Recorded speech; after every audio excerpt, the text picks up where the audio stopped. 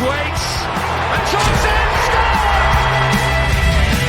Massaba's in the middle. Wednesday here could seal it. Gassman finds Massaba. Now Bannon with a great ball in. Here's an opportunity. Palmer scores! Liam Palmer has scored for Sheffield Wednesday.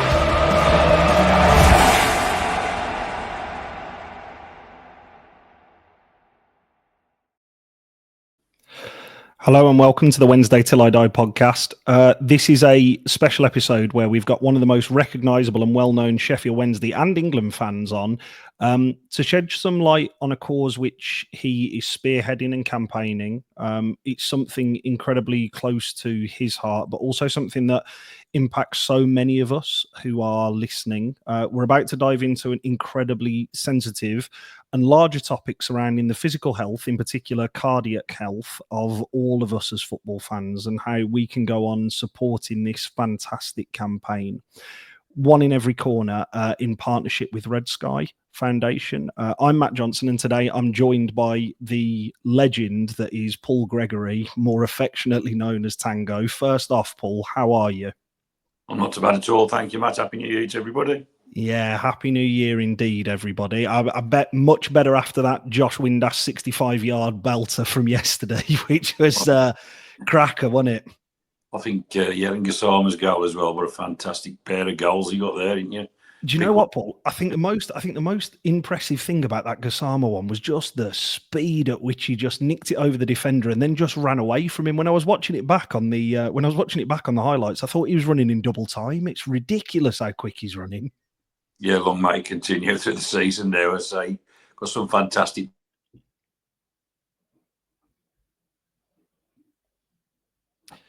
Yeah, absolutely. Long may it continue, mate. I will also say, secondly, it's come to something when two West Midlands lads are sat on a Sheffield Wednesday podcast, hasn't it? Exactly, mate. Yeah. So lastly, just before we get into this story, I did just want to say right off the bat, thank you so much for coming on and agreeing to do this and share the story, because some of the topics that we're going to discuss, I can't even begin to imagine how difficult it must be, the retelling of this for you. And I just wanted to say thank you for opening up on such a private part of your life for us. So I suppose for anyone listening who is unfamiliar with the origin of how this journey started for you, Paul, or may not know much about your family, could you please tell us about your daughter, Lauren Walker? Yeah, obviously, Lauren started coming. She was born a Wednesday. I've been born in Wolverhampton. She had to be a Wednesday. Too right. She absolutely loved coming down to Wednesday, followed them all over the country. She was really hard and everybody loved her, such a bubbly character. Her personality shone out. And as I say, it was just the latter years where she come very poorly. And even then, sometimes she'd ring me up and say, Dad, I'm feeling better today. I'm coming to the match with you. And it was such a pleasure to pick her up and take her. She was such an infectious young lady that pulled everybody's heart together. She'd help anybody out. The stories after her passing have just been remarkable. I didn't realise what a remarkable girl she was, even though I loved her. She helped so many people before she passed away. Excuse me. She was stopping up all night, talking to people with mental health issues, and she pulled a lot of people around. I mean, just to go back on to, I suppose, she just sounds like such an incredible person, but just to go back a little touch there, I am right in thinking that it wasn't just journeys to Hillsborough. She did travel, all over the place with yourself, didn't she? Up and down the country watching Wednesday. And as you rightly say, born in Wolverhampton, she had no choice but to support Wednesday. And I suppose with a dad as synonymous as you, she was left with no choice whatsoever, which is too right, by the way, Paul. What is your best memory of following Wednesday with Lauren? And can you remember a first match? The first match, we was at Exeter. It was a pre-season friendly. And I think John Emmingham was just about coming on with a band. Mum was there and her brother Dean, who was also a Wednesdayite. We sat there and this drum kept banging and she was fast asleep all the way through the match. And it was just like, I think she was about, she was about 12 months old. As I say, the drum was going and she just slept all the way through it. Sometimes, Paul, I'm sure you'll agree with me, that is the best way to watch Sheffield Wednesday with your eyes closed. There have been some dark times, haven't there? What do you reckon your favourite match with her was? What do you reckon, sort of like, what if you could pick one? There must be so many that you've got, but if you could just pick one, what do you think your favourite match with her was? Probably when we went to Wembley the first time against Hull. Yeah. He was in the top tier with Big George. I think everybody knows Big George. He's like 7'2". Yeah. And they've got in the top tier at Wembley, and I was on the bottom tier. And obviously, a little princess with me. Anyway, half time, you see this 7-foot guy marauding through with 5'2" Lauren, and they've both come and sat down by me.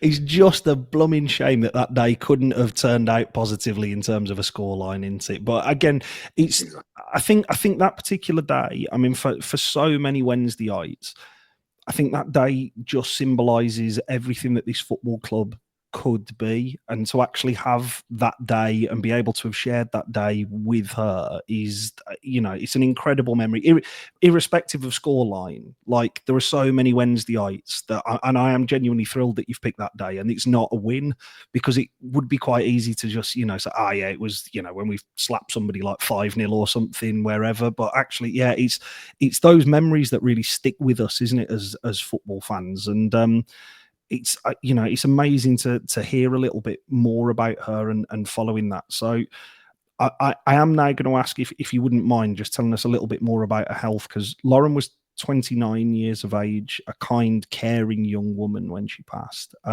If you wouldn't mind, Paul, could you tell us a little bit more about her illness and her battle? Yeah, she, for some bizarre reason, over the last couple of years, she started to pick up everything that was going, she'd get. Actually cardiac arrest in a flat, obviously defib, brought her back to life and everything. But as I say, we was there till passing, and even to her last breath, she was like still trying to help everybody out. She was such an inspiration for everybody. Just so proud of her. And that is it, isn't it? I mean, it's a cause that, I mean, me and you I've only had obviously the privilege of speaking about it just a handful of times with you, but even in those couple of moments of actually just listening to you talk about kind of like that cause that we're definitely, we'll go on to touch on, is just so amazing. And that December 5th, am I right in thinking, marked the 1 year of Lauren's passing, and you decided, you were going to do something incredible to honour your daughter and keep her legacy going amongst Sheffield Wednesday and the wider football community. And I mean this really nicely, Paul, like, it would have been really easy just to stop at your club, if that makes sense. Like, it would have just been just to say, no, I just want to stop here. What was it that had you thinking, I'm going to actually broaden this out to every football fan? Because from what you've said there, it's not just Sheffield Wednesday and the little group of people who she saw at the game with yourself that she actually made such an impact on. It sounds like she's had such an impact on such a wide range of people. Was it that had you thinking, actually, I want to take this further than just this little pocket of South Yorkshire? It was because, like, Lauren, some days I'd ring her up, and obviously we made friends all over the country watching England and obviously Wednesday and everything. And she'd ring me up on a Sunday morning. I'll come, where are you going, darling? I'm just going to watch Derby play. Derby. She says, yeah, I'm going to see Big Nick, one of the guys that works at the Merry Widows. Unfortunately, his daughter passed away 4 months before Lauren. And she was like a rock to Nick. As I say, that's another one of the stories. And then she'd be like, because obviously Wednesday wasn't playing, it'd be a Sunday match. Where are you going, darling? I'm just going to make Daz at Forest. I'm not thinking Derby and Forest. It's like biggest rivals, and she'd be in for the one match, and then the Forest end for the other match. And she was just like, "You coming back now, Don? You on your way back?" "Yeah, I'm on my way down. I had a great day." Not bothered who's won, like, it was just to be involved with, like, people. Yeah, and that's it. Is that, like, when you've spoken to me about it, I think it's that aspect of kind of like who she was as a person, that idea of actually just loving life and being around people. like all the time, I think is the most striking thing that, for somebody who, I didn't know Lauren, somebody that it really struck me of just, this was just somebody who really just loved life and people, and actually that is what life is all about. It's about those connections that we have with strangers, 50, 60 miles, hundreds of miles away. Yeah.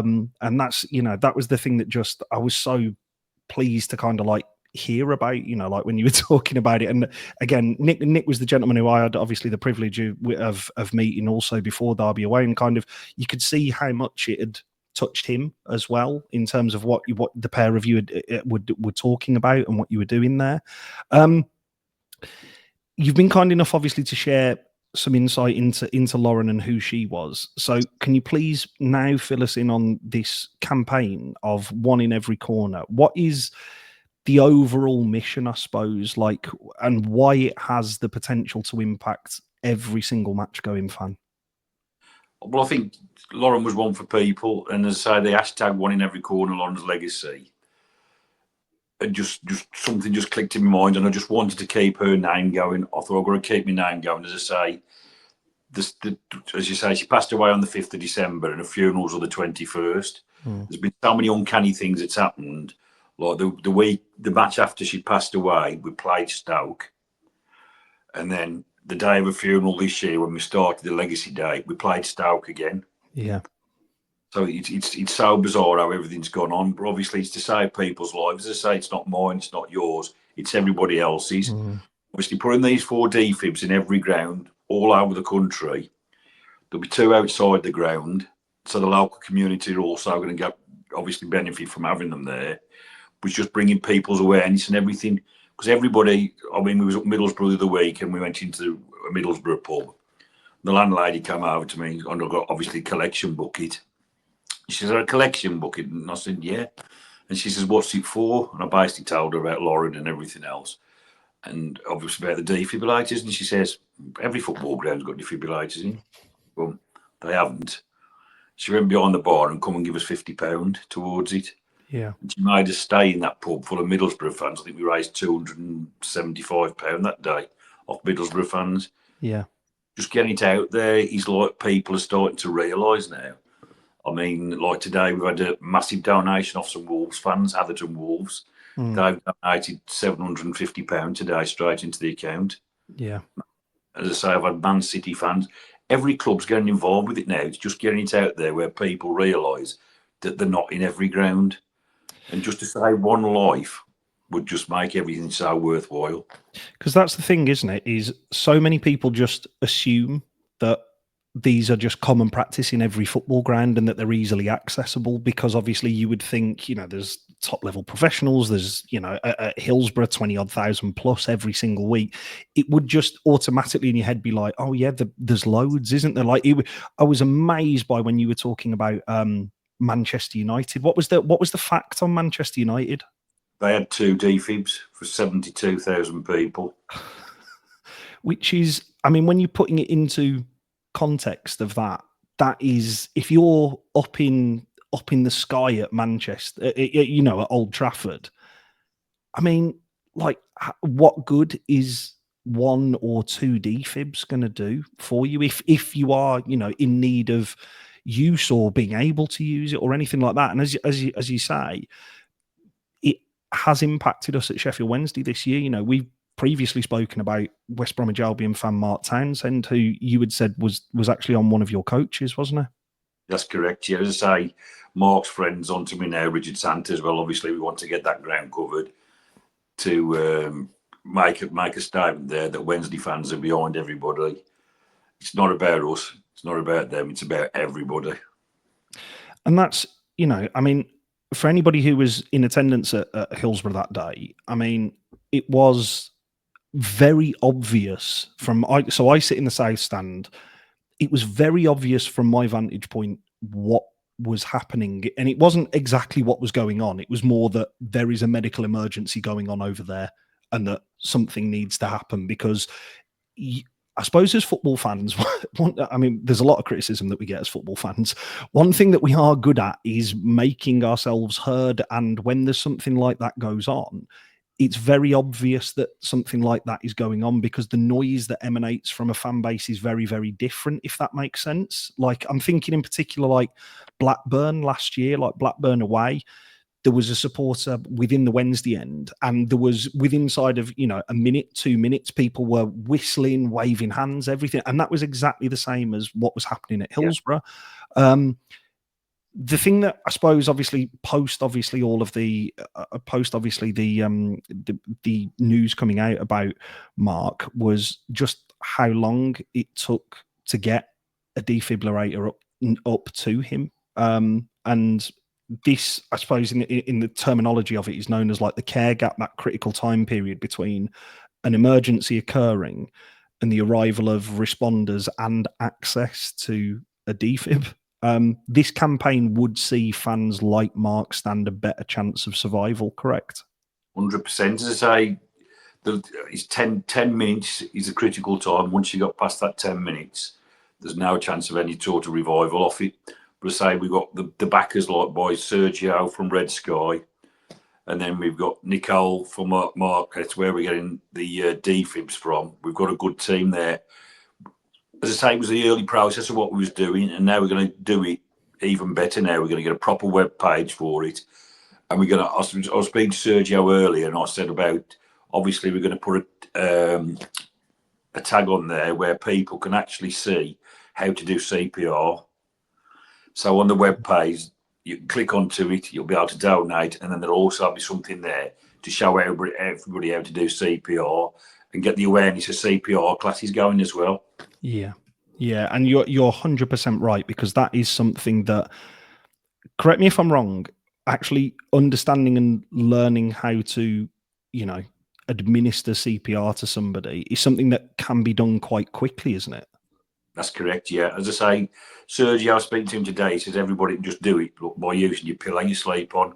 Yeah. He said practice on that. He said you'll be able to do it. And people have the misconception that defibs, if the heart's still beating, you can't shock anybody. The defib knows your heart is beating. It tells you exactly what to do. So there's no need for a paramedic or anybody there. Joe Public, me, you, anybody else can go in there and obviously save a life.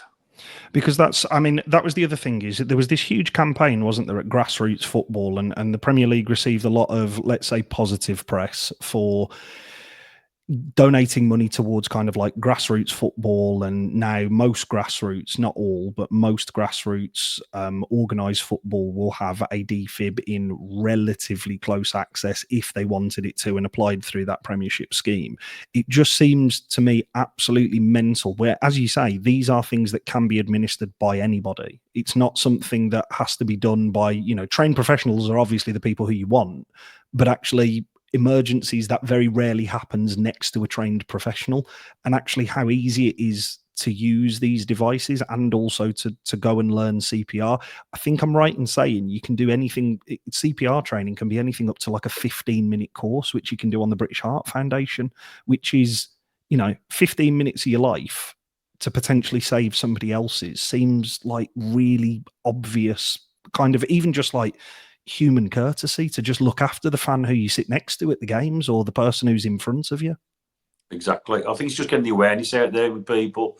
I think people are frightened. Some of the remarks I've had are saying, well, what's the point of only, doing all this campaign to get all those defibrillators in when there's not paramedics there's not medically trained people? Because you don't have to be medically trained to use a defib. A defib tells you what to do. And as you said on the in the conversations that you've had over the last day or so, all of the instructions for these are on the outer casing of defib machines now. And that's the whole point of having them not only at the ground, but also, as you said, having them outside the ground and, in public spaces where people can access them, is because all of the information that you could possibly need is actually on them. Yes, of course, it would be wonderful if everybody listening to this then went and signed up to the British Heart Foundation and kind of like did the 15-minute CPR training, went and had a look at some defib stuff, because, it's just good practice. But I'm also aware that I'm a realist in terms of a lot of people will do the CPR training and then maybe go, oh, well, I'm unlikely to ever need it, so I won't. But actually all of these are on the box on how to use them. And it is something that when, I mean, you hope that never has to happen. But as we're talking about two individuals here, both Mark and obviously Lauren, who went through these incredibly life altering and totally difficult circumstances. And actually, it would have made a huge difference if people are there and know how to use them and have access to them. Just to ram home that point about kind of like that time gap, I suppose, and how important it is. And how important this campaign is for all of us as football fans. According to the British Heart Foundation, in the event of an emergency, for every minute that passes without CPR and defibrillation, a person's chances of survival decrease up to 10%. And after 10 minutes, as you said, without defibrillation, survival rates drop to less than 5%. And the most sobering thought is that 1 in 10 people survive an out of hospital cardiac arrest, and early CPR and defib can give people that chance of living to see another game and going home from a football match, which is ultimately what everybody just expects to do and takes as a given, isn't it? That's correct. Yeah, as I say, I think it's happening that often now, where we're going to highlight this scheme now to say, hey, this is what we want to do. You know what I mean? We want to get them in there. You don't want to really support where you're walking. It might be your mum walking to the shops. It could be anybody outside the ground. That we're going to save lives by doing it. And that is a thing that every fan, don't want to really support, should be aware of and should be getting them into the grounds. 100%. I mean, there is. So before obviously having like this chat with you, I did try and do some research on kind of like how many publicly accessible AEDs there are at football grounds. And like Hillsborough now, thanks definitely in no small part to yourself and your efforts, has 4 AEDs, and it now is a ground that is covered by one in every corner. But it is much more than that. And you speak about kind of like the other fan bases that are already involved with this particular campaign. Ultimately, how far do you want to take this, Paul? Like, where do you want this to end up at? I just want it to be ongoing, rolling. Take it. We've done the 92 clubs. Keep rolling down. There's park runs now. There's marathons. There's 101 things where there's nothing in place, where people, for the cost of it, is negligible for somebody's life, and it's easily accept. You know, you can do it. You can get out there. You can do it as long as everybody pulls it together and keeps pushing it. And as I say, I appreciate you doing this tonight. It's getting the public eye.